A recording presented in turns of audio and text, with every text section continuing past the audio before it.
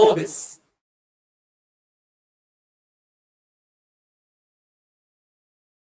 Thank you very much. So let's get started. Welcome to this session. And as we only have 45 minutes for our panelist discussion, followed by the 15 minutes Q&A, I would like to make this panel as productive as possible. And this year's geostrategic panel at the G1 Global, I can proudly say that we have a lineup of best strategic thinkers across the Indo-Pacific region, respectively in Tokyo, Washington, D.C., Singapore, and also in Delhi. And despite under this extraordinarily international circumstances with all the travel restrictions and so on, and I'm glad to have two panelists physically show up here in Tokyo, Professor Kanehara from Japan and Darshana Balua from India, who happened to be spending her time here as a visiting fellow at the Sasagawa Peace Foundation. And on our webinar screen at the remote studio, we have Abe Denmark in Washington, D.C., who has just published his book on U.S. strategy in Asian century. And I know that over past week, he has been very busy, appearing very frequently for his book launches and online discussions. And congratulations, Abe, and I thank you for joining G1 Global during the middle of the night time in Washington, D.C. And finally, Ambassador Birahari in Singapore, whom we all believe he is the most prominent strategic thinker in Southeast Asia. And thank you for joining, Ambassador. So I'd like to begin by asking Kanehara-san a big picture question for setting the debate platform for our the panel. The disruptive evolution, which is the theme of this conference, certainly can be the term to describe where we are. But it seems to me that there are ranges of views among observers to where this disruptive evolution takes us. And obviously the COVID-19 has been posing a great magnitude of impact upon us. But when we think about geostrategic implication, some say it is the fundamental game changer of the paradigm of the world, but many says it is rather than the acceleration, like a time machine, to speed up the process of what has already been happening pre-COVID-19 world. So that includes the global power shift, anti-globalization, and bringing the tool of economic statecrafts, rise of populism, and you can name a few about this. So to begin with, Kanehara-san, how do you think the essence of the post-COVID international order from your perspective to set up the platform of a debate? And one more thing, if I may, there has been the debate in Tokyo to revise our national security strategy. And that has been drafted since 2013. And actually, Kanehara-san was one of the main drafter of the strategy in 2013. And there has been a report that the government is now thinking to revise it to incorporate our strategy in the post-COVID world.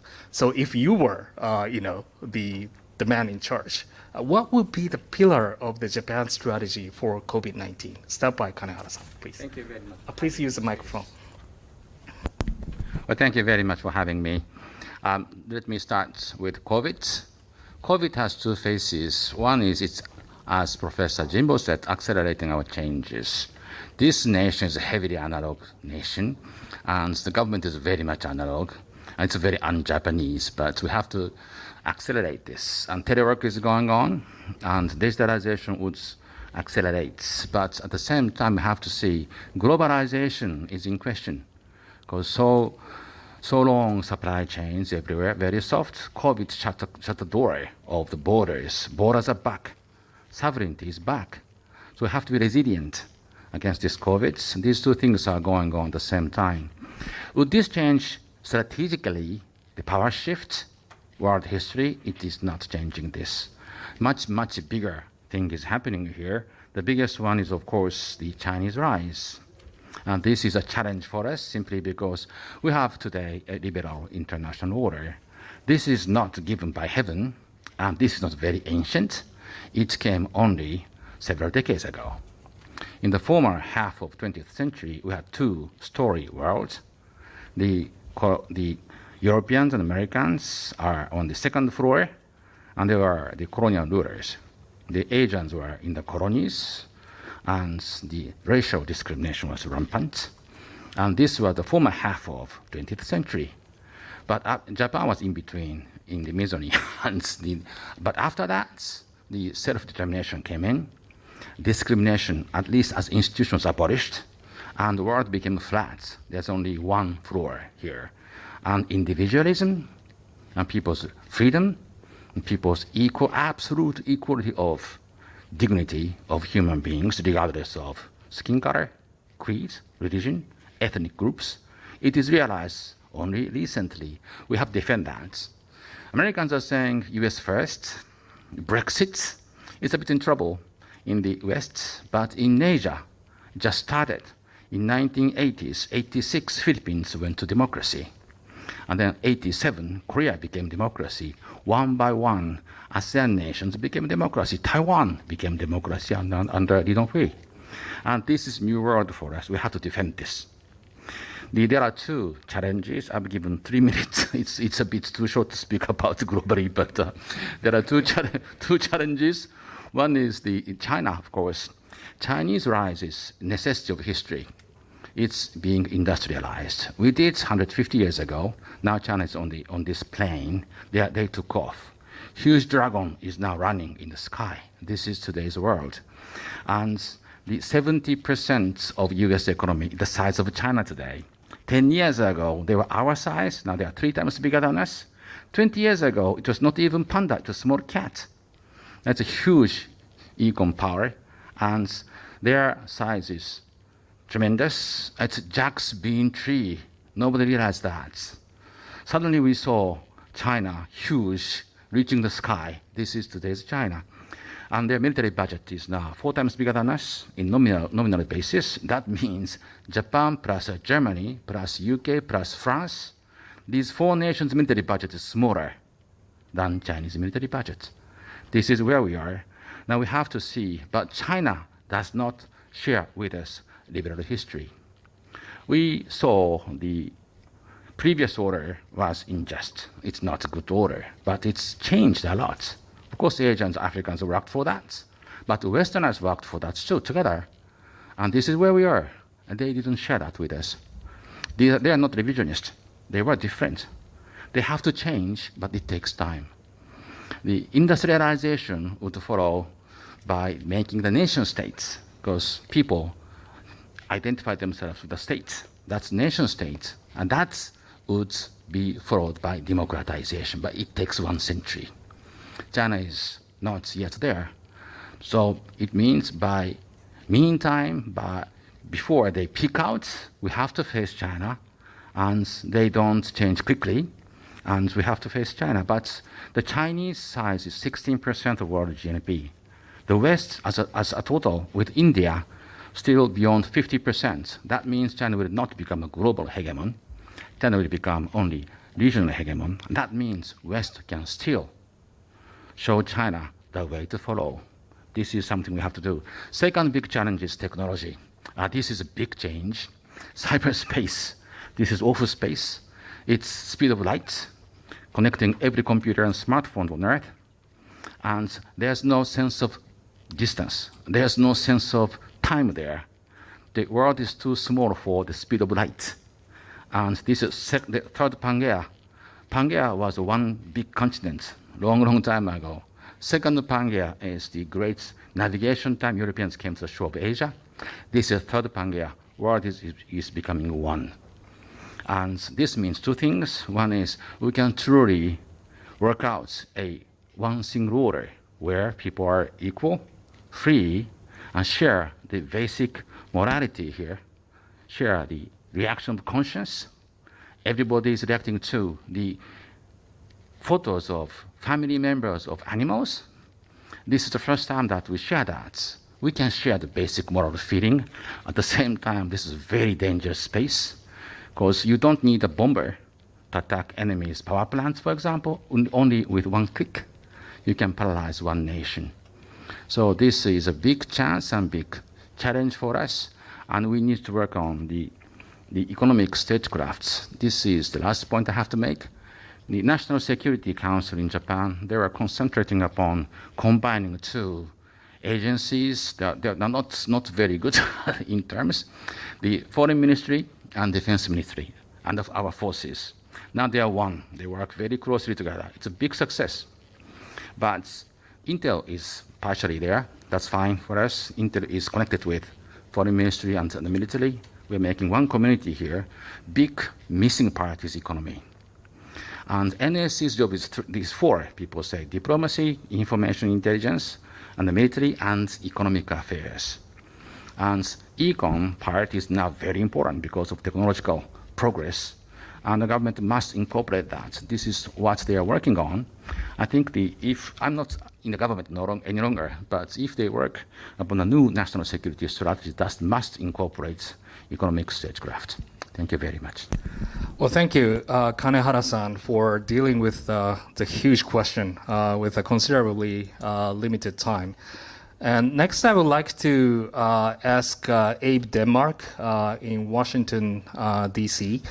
And I think Kanehara-san set the kind of global context that the rise of China, the technological evolution that changed the transaction of the international relationship.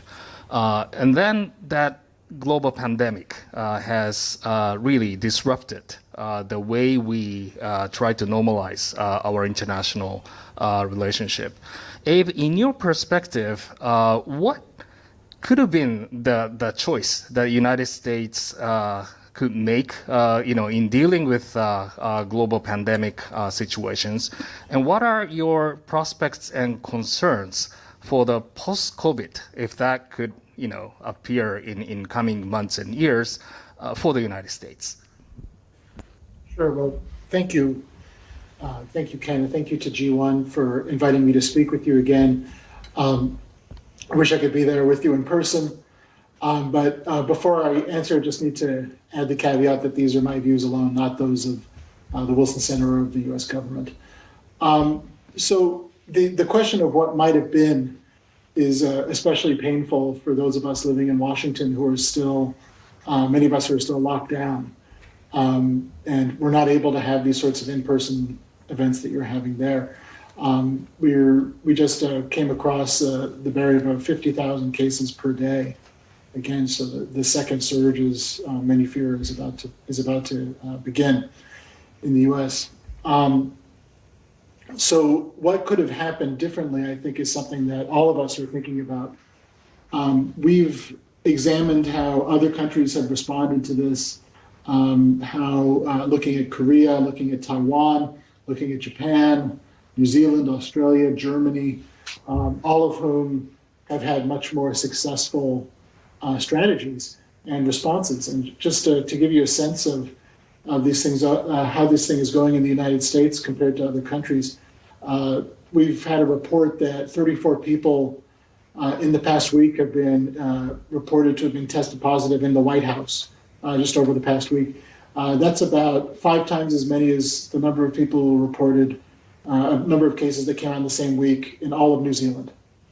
And that's just in one building in the United States. So beyond our own a more effective domestic response, I think it would have been good to see what could have been in terms of the United States taking on its role as an international leader. You may recall when the G20 met in order to develop an international response to the pandemic. The United States didn't call the meeting, didn't set the agenda the way we had in the past. And in fact, the United States played the role of spoiler. You may recall that even the most minimal most minimal aspect of international leadership of signing a joint statement out of the G20, the United States refused to sign because the other countries refused to use the term Wuhan virus. So that's, I think, another example of the road not taken, as it were. But thinking about what happens post-coronavirus, I fear that many of you are closer to post-coronavirus than we are. I think we're going to be still in this space for several more months. A lot will depend on the U.S. election, and if the United States is able to take a different turn. But I think the geopolitics of the effects of the coronavirus are already starting to reveal themselves. In that, while there's still a lot of concern about the United States, about the reliability of American power, a lot of questions about the Trump administration's policies, there's still deep resentment and deep skepticism about China. And my sense is that aside from a few countries here and there, there's very little appetite for Chinese leadership. So to me, the United States still has the opportunity to lead. The United States really, to me, is the only country with the credibility to serve as a world leader. But it will require the United States to work with its allies and its partners instead of against them, to reestablish itself as an international leader, to reinvest in the roots of American power, and to show that the United States still has the capacity and interest in leading. My sense is that without American leadership going forward, the alternative, especially outside of the Indo-Pacific, but even inside the Indo-Pacific, I sense is not Chinese leadership, but rather an international order that is more atomized, less integrated, and therefore less prosperous and less stable. So I hope that we're able to turn the corner on this, that we're able to get out of the pandemic, both at home, and we're able to move into a post-pandemic foreign policy. But a lot's going to depend on what happens over the next few weeks in the United States. Well, thank you, Abe, for your comprehensive observations. And I think as Kanehara-san and Abe both talk about, one of the acceleration of the trends that we see in the geopolitics is obviously the heightened tension between United States and China. We all talk about the divided Washington, divided United States in the politics. But one of the kind of a common platform of the consensus that United States in bipartisan manner is they are shifting their policy towards China in a more confrontational manner. And I think that will affect not only the U.S.-China relationship, but also the rest of the world as well. Southeast Asia, South Asia, and also East Asia and the Indo-Pacific as a whole. In that context, I would like to turn to the Birahari-san. Actually, the Birahari-san has just published an excellent blog entitled "Why the Future Will Be Multipolar and Why It Is a Good News." And if those webinar viewers who haven't read his article, I recommend you to read it. And Birahari-san, you've offered observation of deep distrust between China and the United States, with having more assertive China and more transactional United States. And you went on to say that that will bring a dynamic multipolarity in the world. And you also mentioned that is a good news. And can you elaborate this logic? And why do you think it's a good news? Birahari-san. Well, thank you. Thank you for inviting me to participate in this meeting in the first place. Well, let me be very brief, all right? Since the end of the Qing dynasty in the 19th century, the fundamental motivation of China is to find the wealth and power to regain the position it thinks or it imagines it had occupied, at least in East Asia, before the coming of the West. It finally is there. China is a rich, powerful country. It has problems and very serious problems, we should not forget that. But it's not the same China as we knew even in the 1980s or at the beginning of the 1990s. At the same time, the United States, having stoically borne all the risks and exertions of the Cold War for more than 40 years, and after 9/11 got involved in seemingly interminable wars in the Middle East, is redefining its engagement with the world. This is sometimes described as a retreat. I don't think that is an accurate description, but it's certainly redefining the way it engages in the world. After 40 years of Cold War, after more than almost 20 years, 18 or 19 years of engagement of getting embroiled in Middle East conflicts. Americans are no longer willing to bear any burden, pay any price to uphold international order, at least not in the same old way, and who can blame them? Now, this means that all of us, we are not going to break with America, nor are we going to shun China. All of us are going to have to rethink how we engage both China and America. At least in Southeast Asia, we understand that both the US and China are big, important countries. The relative power balance between them is changing, but it's only a change of relative power balance, not of absolute power balance.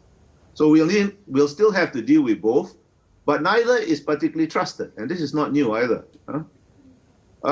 We have to find what will develop is, I think, kind of variable and dynamic combinations of countries built around various issues, not aligned across a whole spectrum of issues as they were during the Cold War, because the US-China relationship, the US-China competition takes place in an entirely new context, a context of where profound interdependence of a very new type coexists with deep strategic mistrust.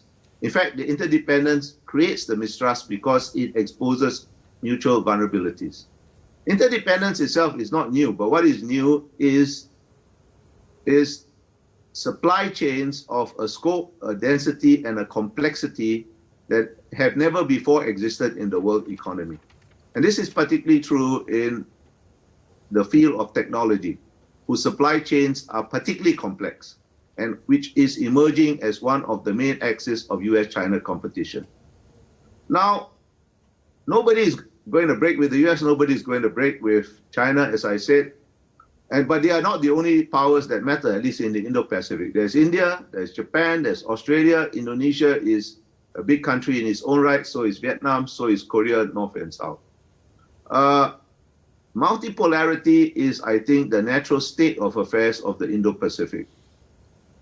And this is good news because it gives us possibility of maneuver. If there was only one power, there is zero possibility of maneuver. In a bipolar situation, there is more possibility of maneuver, but not a great deal of maneuver. The possibility of maneuver, the possibility to exercise agency is maximized in a multipolar situation. Of course, whether we have the intelligence to see the opportunities and the courage and agility to use them, that's entirely a different matter, but in principle, it exists. And this is where we are headed towards. I don't think we are going to be able to go back to some kind of pre-pandemic world, because the pandemic, while it has not fundamentally changed strategic things, has externally accelerated them and created a new context for them. Well, thank you very much, Birahari-san. And I think that you mentioned that this multipolarity creates the lot of choices for the regional players to choose, so that maneuverability of those choices is a good news to some extent.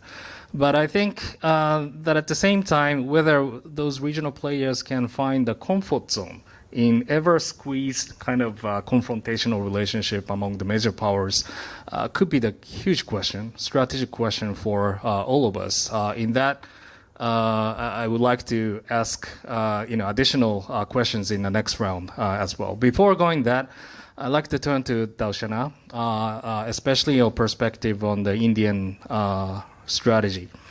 Obviously, India is now being in a very difficult situation. It's the second largest COVID case country next to the United States, which poses a huge challenge to the decision makers in Delhi as well. But what is the current status of the Indian strategy debates? And given those Kanehara-san Abe and Birahari-san's point of view that U.S. China confrontations and the rest of the world, how to adapt to those squeezed strategic situation may matter. What would be the perception of India? Thank you so much, Dr. Jimbo and G1. Great to be here. It's also incredible that Kono-san is sitting here in the audience like it's no big deal. It's so it's really incredible experience in Japan. To follow on the conversations, let me start. You're right in terms of that India is now one of the kind of countries which faces the biggest challenges of COVID because we have increasing number of cases. But India was also one of the first countries who actually took a lot of the measures. India was the first country to evacuate its citizens from Wuhan and other parts of China. And India did not just do it for its own citizens, it actually did it for its neighbors, which includes Myanmar, and which includes Bangladesh, and which includes Maldives. India has also kind of gotten on a sort of COVID diplomacy, if I may say, across the Indian Ocean region, which was to provide medical supplies, essential food, essential drugs.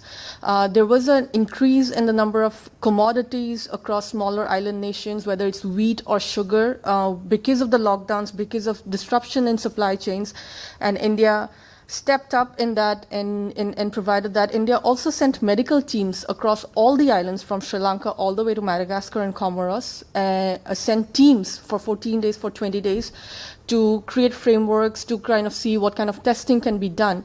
I think in a way, India is also in the race for the vaccine. That's been one of the key things that India has been trying to do, which is on drugs and vaccines. But amidst this entire kind of pandemic that happened, I think India first tried to show the importance of geography, in the sense telling its neighbors that even if it's close to China, when a crisis hits, nobody can reach them faster than India. Nobody is going to actually send supplies, or even if there comes, that India will be the first one is at the doorstep who will be able to supply that. And I think that was one thing for India to enforce after a very tumultuous few years in the Indian Ocean region. Second was in terms of leadership. The pandemic has become a very critical conversation in all of India's international conversation, as we saw in the Quad consultations last week in Tokyo. But there's also Quad Plus, bringing in South Korea, New Zealand, and Vietnam to show that it is more of a global conversation, but not just regional or not specific to Quad. But a key development that happened amidst all of this that changes India's security perception is the India-China border clash that happened this summer in June. It is a very serious crisis that has led to loss of life in more than in over decades. It has invariably changed the China conversation in India, in India's strategic conversation and India's strategic thought. If up until now, India thought India could somewhere compete with China and somewhere cooperate, the window for cooperation, the window for India to not have a clear stance on China has dramatically reduced, and I think that has changed drastically. That crisis is ongoing. India has, the whole debate on China has changed, and it has completely changed how the debates are taking place in India and how India is going to work on that. Given its domestic crisis, that it has 1.2 billion people to take care of middle of a pandemic, there will be economic crisis, there will be issues that's going to happen, and in the face that in the fact that it faces a new challenge from China in its border, a new imminent physical challenge from China, is going to mean that India will have to and will end up working more and more in international coalitions and with its friends and partners, something that it actively avoided up until 10, 15 years ago. Well, thank you, Darshana, for your excellent remark. I'd like to turn into focusing on one of the greatest challenge in our geopolitics debate, which is U.S. China strategic competition. This morning, when we had a plenary session, Minister Kono was here, and also the Director Herman was actually talking about U.S. China strategic competition that has been rising in Washington, D.C. But at the same time, that Director Herman also mentioned that the United States should avoid so-called decoupling concept of China. So, Abe, I'd like to ask, what do you think is the objectives and the means of the strategic competition context? We all talk about these contexts, but how much that the regional player can actually inline to kind of try to adjust our policy to have more like a coordinated policy towards China. And in that sense, that the strategic competition as a concept should be qualified. And what's your take on this concept?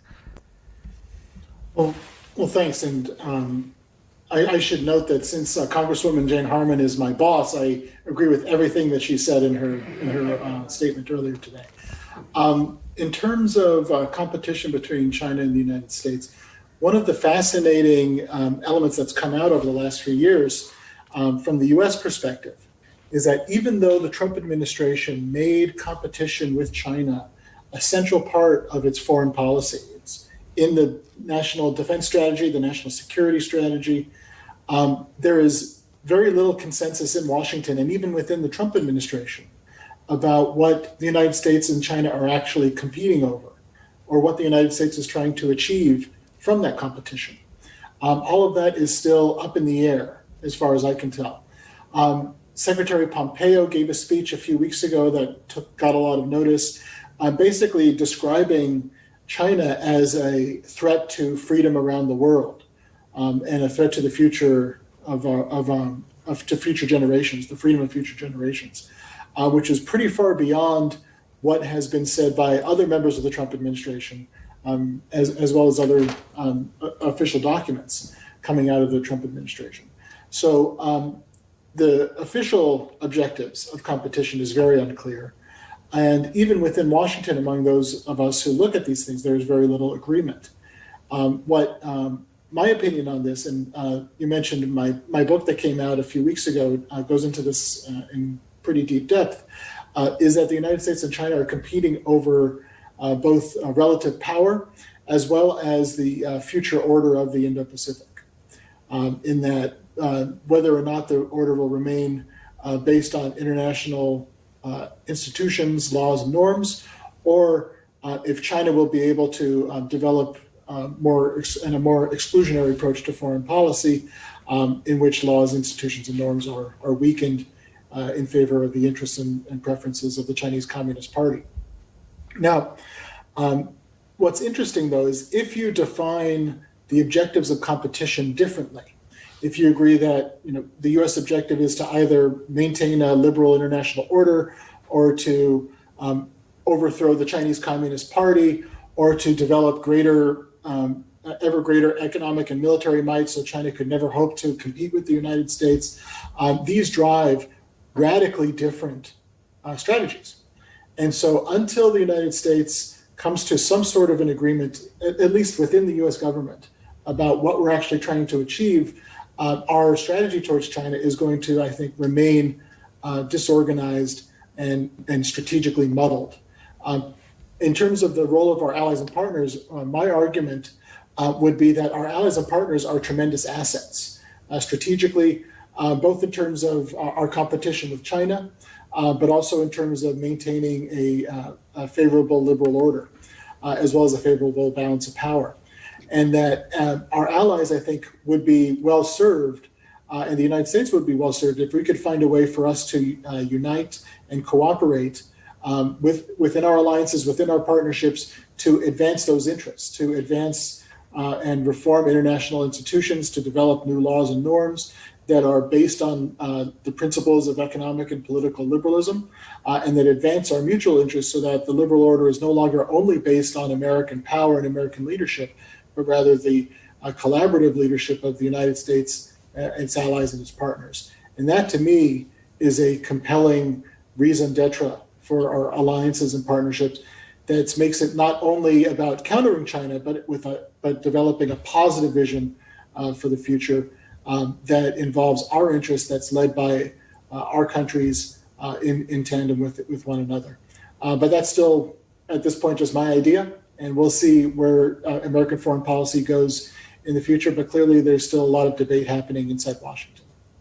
Well, thank you, Abe. I'd like to immediately turn to the Birahari-san. How do you find these debates?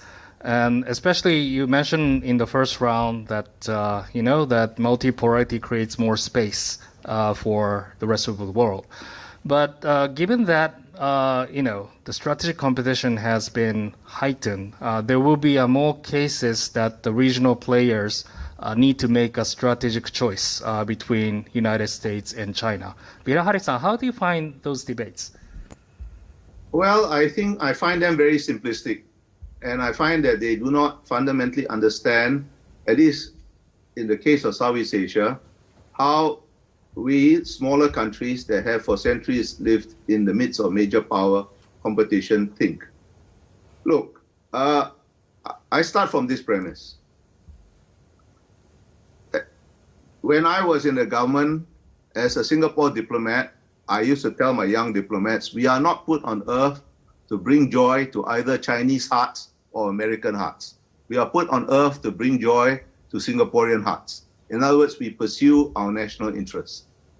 In this new situation, our national interests will sometimes take us in the direction of the United States. We will tilt in that direction, and sometimes we may tilt in the direction of China. Or sometimes we will go our own way, irrespective of whether China or the United States likes it. As the strategic competition heats up, there will be, as you put it earlier, no comfort zone. But as long as you bear in mind that you have no obligation to anybody except your own people, then I think you can find a way to navigate. I'm not saying it will be easy. I'm not saying it will be comfortable. Don't forget, while I think, as I said earlier, that both the US and China are not particularly trusted for different reasons, for fundamentally different reasons, the US is overall in a better position. The level of mistrust, the range of mistrust is far greater in the case of China. I think all of you have seen the latest Pew survey in which I can't think of any major economy that does not share concerns about at least some aspects of Chinese behavior. Now, the concerns may not always be the same, the intensity in which they are held may not always be the same, but there is in effect a very loose global coalition against China. Not because of anything the United States have done, the Chinese have done it all themselves and they have done a damn good job. Mr. Denmark just now mentioned two visions of order, or two visions of the future of the Indo-Pacific. I think it is very likely that neither China, insofar as its vision is to recreate something of the old hierarchical order, which is as much imagined as real, is likely to fail. And so is the US if its own vision of a rules-based order is based on its own values. Mr. Denmark mentioned economic liberalism and political liberalism as the basis of the framework. I think there is a broad consensus on the economic liberalism. There is no broad consensus on what political liberalism means. We are going to face a far more messier than usual situation for a long time. But as long as we keep calm, we do not panic, we keep thinking, I think we can navigate this. Thank you very much. I think we have 5 minutes left before the Q&A session starts, and let's be crispy in terms of the transactions. On Dashana, this morning, Kono-san was appear on the stage, and he said if he was a defense minister, he would have talked about the Indo-Pacific strategy. And I like to ask on this: what do you think that the future prospects of the Indo-Pacific concept, especially in recent weeks and months, there has been the re-rise of the Quad concept. There are talks about institutionalizing the processes, more intensive discussions and consultation among US, Japan, India, and Australia, those Quad members. And how do you see the strategic kind of potential of those Quad cooperation? Thank you. Yes, as you've seen yourself, I mean, India has come a long way in its conversation on Quad, as well as in its collaborations. But the question always with regarding to the Quad, institutionalizing Quad, was to what end? What is it that the Quad is trying to achieve, and what is the Quad is going to work on? I think the most successful, perhaps, coming together of the Quad was the Indian Ocean tsunami, where the 4 countries, before it was actually formally termed Quad, worked towards coordinating relief efforts and rescue and evacuation for that disaster. There was an end goal to it. And I think in terms of India, the question always has been, what really is the end goal for Quad? And I think that is going to be a key challenge that goes on. I think that will continue in terms of its in terms of institutionalizing the Quad. And I think one conversation that has been made over and over again, and it was made in Prime Minister Modi's speech at Shangri-La, was that India will collaborate with all countries in formats of 2s, 3s, 4s, and beyond. So it's saying that Quad is one of the partnerships in many in the larger Indo-Pacific. I know we're short on time. Just one quick thing I wanted to make in terms of the Indo-Pacific is that the problem with the Indo-Pacific, or the issues or the challenges that countries face in terms of Indo-Pacific, is deliverables, implementation of projects, because Indo-Pacific is a great opportunity for India, but the priority areas of the Indo-Pacific for all countries remain different. Even for Quad, for India, the priority is Indian Ocean. For Japan, it's Western Pacific. For Australia, South Pacific. And US is a little bit of all. So when it comes down to really push comes to shove, when we all have capacity constraints, we all have capital constraints, India will first invest in the Indian Ocean, and Japan will first invest in this region, and Australia will first do it in South Pacific. So finding that balance, the coordination, I think is still, as we can see, I mean, we haven't been able to deliver as much on projects as we have made announcements and agreements. So as a concept, it works well, and I think logistically, maybe there needs to be some more work on it. Great, Darshana, thank you. And one final straightforward question to Kanehara-san. And I think during the Abe administration, it was quite a unique period of time that when we upgrade the robust U.S.-Japan alliance, at the same time, we have strategically improved our relation with China as a dual-track policy. What was the essence of the success of this dual-track strategy? And then how do you prospect the future of Japan's relation with two, especially on China? Thank you very much. Please use the microphone. Thank you very much. I see the clock ticking and have one minute, so I'll be very crisp. Our grand strategy is not confronting China, is to engage China. But the engagement is not begging peace. We're not begging anything. We try to adjust our interests with Chinese interests. Then we have to negotiate. We have to talk to them with the position of strength. For that purpose, we need a strategy. We need a balance of strategic balance. Without that, we cannot adjust interests. We have to obey their orders. We can't do that. Time is on our side because we can never be communist. They can be democratic one day, not today with Xi Jinping, but 2 decades later, 3 decades later, any industrial nation, any nation states become democracies simply because people awaken. You can't oppress that. But we have to be united to face China for at least maybe 2-3 decades. That's our long-run strategy. And Prime Minister Abe worked very hard, of course, with the Americans in the first place. That's pivotal. Without the United States, nobody can stand up against China alone. If Japan surrenders, any Asian nation, others would surrender to China. So you have to keep unity. Then he worked hard for the big, young superpower. That's India. India's average age is now, at this time, 29 years old, like Darshana. It's a very young nation. We are 49 years old Japanese. Americans, Chinese, they're 39 years old. Africans, 19 years old. So we have to engage superpower, and we have to engage American ally. Australia, we have to work on ASEAN. We have to keep good ties with Russia. Then we can be stable with the Chinese relationship. That's the reason of success of Abe diplomacy. Thank you. Well, thank you very much, Kanehara-san, for especially being time conscious about the final remarks. So I would like to begin the Q&A session. And since Minister Kono is sitting back, if you are comfortable with speaking up some general remarks about this topic, will be very much appreciated. Thank you.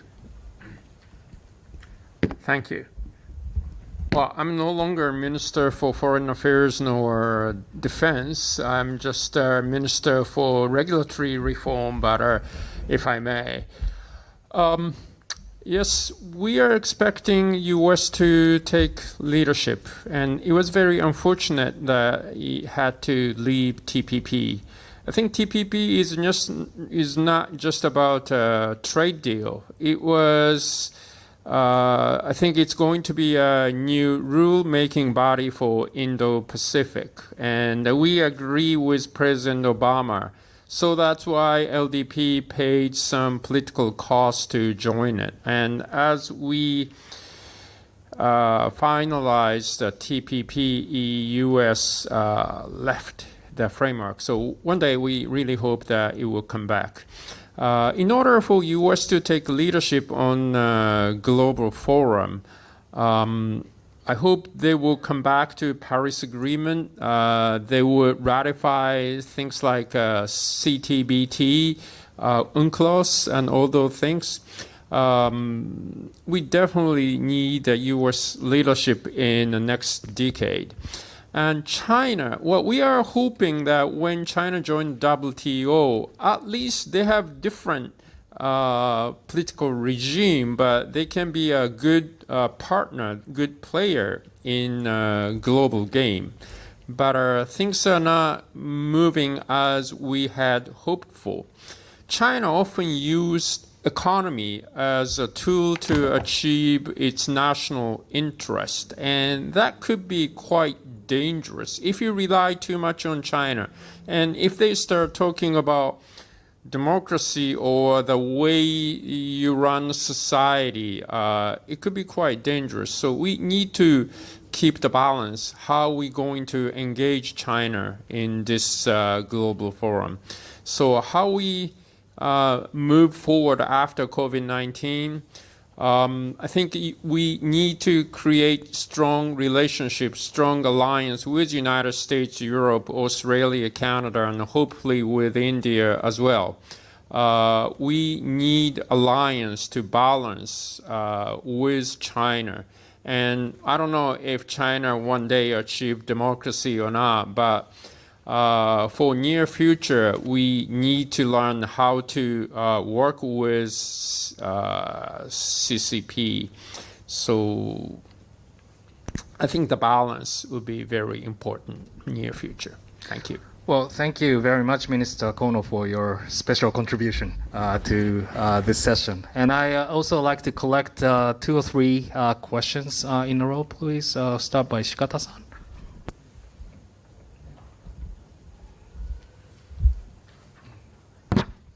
My question is directed to Mr. Denmark. And what is your take on the kind of perception in Washington, D.C. about FOIP? And after November election, do you think this concept of free and open Indo-Pacific will continue to be supported by U.S. Congress and the administration after November election? Thank you. Let's take 2 more questions. Please go ahead. I have a question to Ambassador Bilahari. From Southeast Asia, as you navigate through the multipolar world, what kind of role do you expect Japan to play for the benefit of Southeast Asia? Thank you. Great. Another question for this round? Okay, please, Matsuhara-san. Thank you.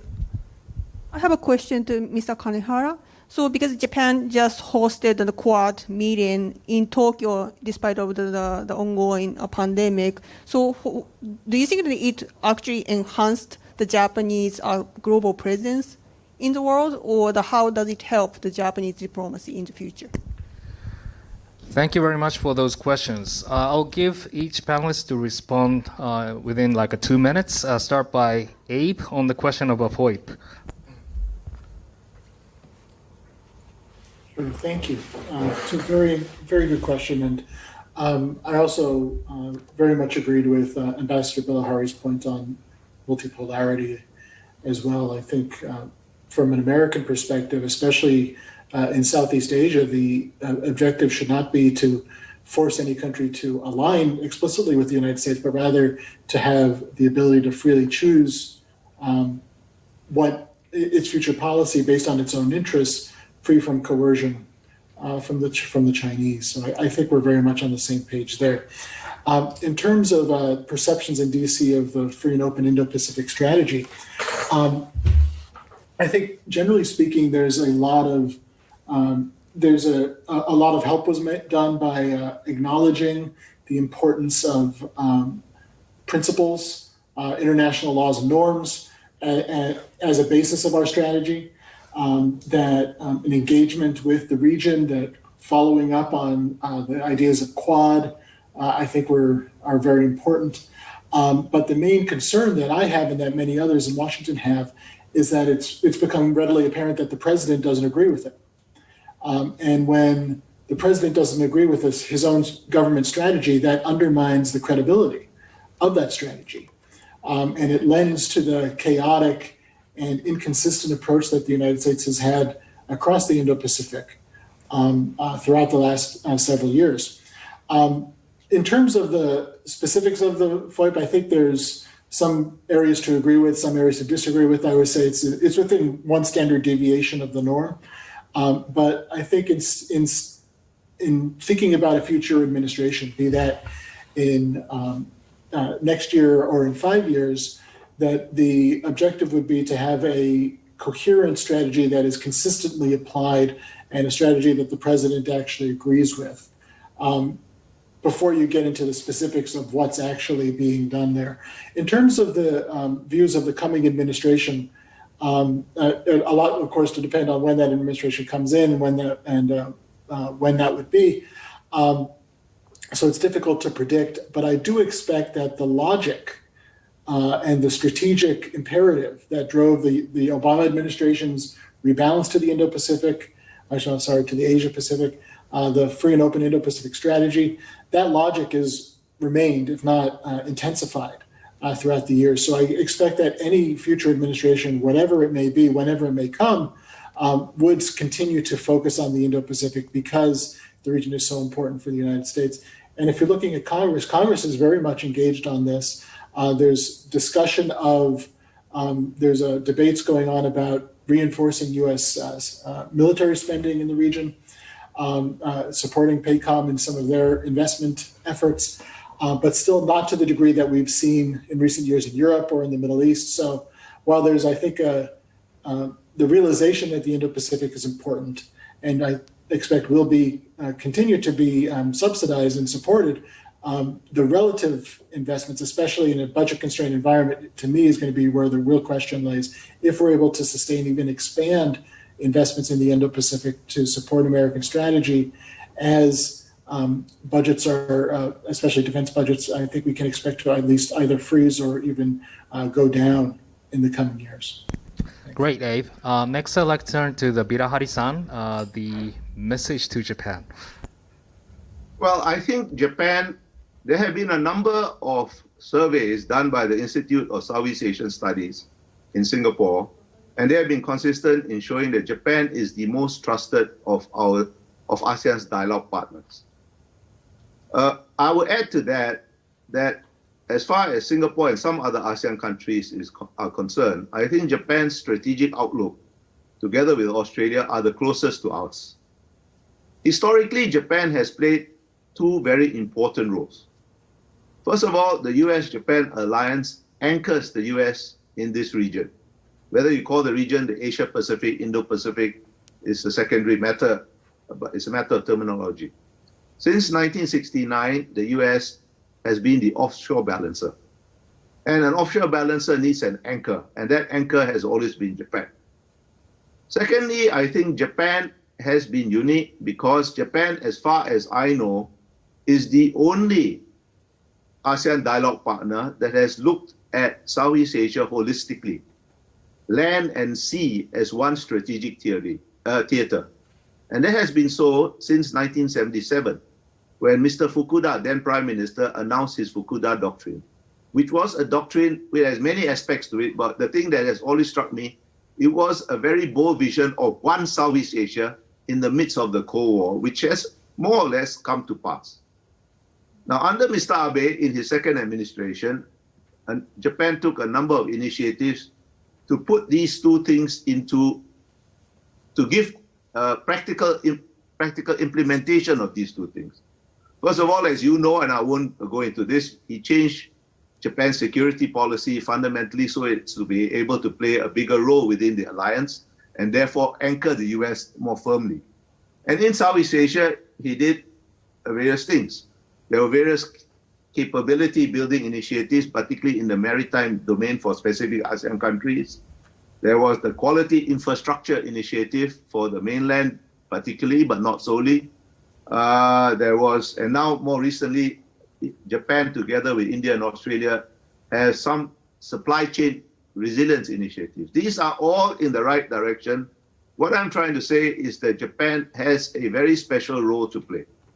I don't think, as I said in my initial remarks, the US is going to disappear. The US is not in retreat, but the US is redefining its engagement of the Indo-Pacific as is redefining its engagement in other regions of the world.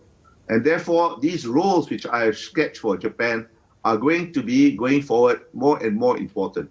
Thank you. Well, thank you, Bilahari-san, for your very encouraging message to Japan. Finally, Kanehara-san, on the question of Quad. Thank you very much for that. Microphone, please. Luckily, I have 2 minutes now. I'm sorry. Now I have 2 minutes this time. The Asia has no NATO, no EU. We have American alliance system here. It's very weak in comparison with the NATO in Europe. And we can't sustain Japan-US alliance alone as a spine. We cannot sustain the weight of China. And we have to be united to defend liberal order. 3 elements are important. We have to keep strategic balance with China. That China is huge. And we have to enhance economic integration of the region through free trade. And then third, we have to share the values to sustain this liberal order. If you think these 3 elements, it's natural that we have to engage future superpower India. We have to engage the most faithful ally of the United States in the region, Australia. And then we have to talk to ASEAN nations. ASEAN nations' interests are very different. And their face is not one. We have to talk to each one by one. We have to engage. Then we can sustain stability. We can sustain economic integration. Then we can realize a free Asia, a liberal order in Asia. Then we have to engage Europeans too. And Japan has a particular position here in the region because we're a latecomer. In the first wave of industrialization, we're the latest comer. Not from the European civilization zone, but we realized that. We showed that industrialization possible for any Africans and Asians. We showed that nation state can be built by the Asians. Marx, Weber said Asians can never do that. We did it. And we introduced the parliamentary system very early in the late 19th century, wrote constitution much earlier than Russians, and finally we are successful. And we know what are difficulties for Asians to swallow that. But we have to show the model, and we have to show them the path, and then we can make one liberal order in Asia. That's Japan's role. Thank you very much. Well, thank you very much, Kanehara-san. Unfortunately, now we do have a time to close this session, and I recognize that there are a couple of more potential questions and a couple of, I think, chat message that want to, join in the discussion. But my apologies to won't be able to handle these questions as well. But at least I hope you enjoy this dynamic discussion among the panelists as well. And thank you very much for joining this session, all the panelists here in Tokyo and also in Singapore, and midnight in Washington, D.C. Thank you, Abe, for your patience. And especially thank you, Kono-san, for joining this special, the session for your special contribution. So I'd like to close the session. Please join in by thanking all the panelists. Globus.